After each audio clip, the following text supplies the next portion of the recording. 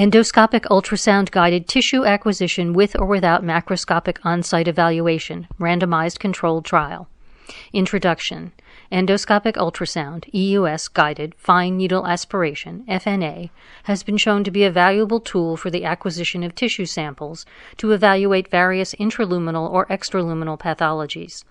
Nevertheless, the inadequacy of some specimens for pathological evaluation is one of the most important concerns of both endoscopists and referring physicians.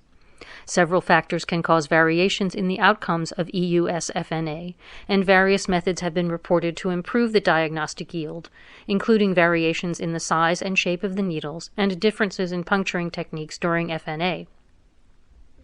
Rapid on-site cytological evaluation, ROSE, in which rapid feedback regarding the specimen's adequacy is provided by an on-site cytopathologist during the procedure, is regarded as the method that most consistently improves the efficacy of EUS-FNA.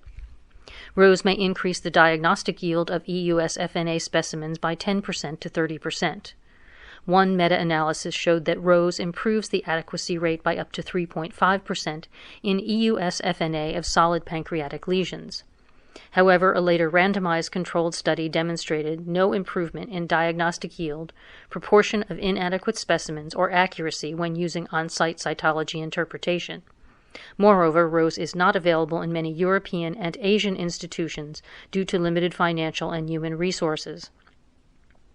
As a result, macroscopic on-site evaluation, MOSE, has recently been advocated to estimate the adequacy of a core specimen for histological diagnosis during EUS-guided fine needle tissue acquisition, FNTA, using a 19-gauge needle. In the MOSE study, Iwashita et al. Found that the optimal cutoff length for a macroscopic visible core, MVC, was 4 mm, and that an MVC of 4 mm or larger was associated with significantly superior histological, cytological, and overall diagnostic yields compared with MVCs smaller than 4 mm. The performance of MOSE compared with that of conventional methods of tissue acquisition remains uncertain. The aim of the current study was to evaluate the quantity and quality of tissue with MOSE and to compare the diagnostic ability of MOSE with that of conventional combined histological cytological analysis in a randomized controlled setting. Background. The use of MOSE to estimate the adequacy of a specimen for histological diagnosis during EUS-guided FNTA has recently been advocated.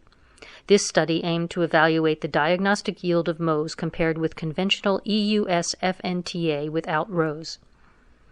Methods. This was an international, multi-center, prospective, randomized controlled study.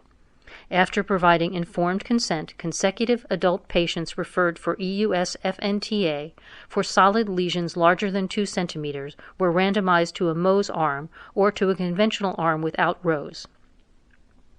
A designated cytopathologist from each center performed all cytopathological examinations for that center and was blinded to the randomization results. The primary outcome measure was the diagnostic yield, and the secondary outcomes included sensitivity, specificity, positive predictive value, negative predictive value, diagnostic accuracy, and the rate of procedure-related complications.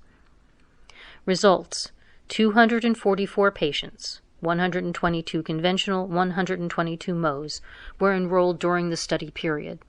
No significant differences between the two arms were found in procedure time or rate of procedure-related adverse events. The diagnostic yield for the MOSE technique, 92.6%, was similar to that for the conventional technique, 89.3%, p equals 0.37. With significantly fewer passes made, median conventional 3, MOSE 2, p less than 0.001. Conclusions. EUS-FNTA with the MOSE technique provided a similar diagnostic yield to the conventional EUS-FNTA technique in the absence of ROSE but with fewer passes. This technique can be used when ROSE is not available.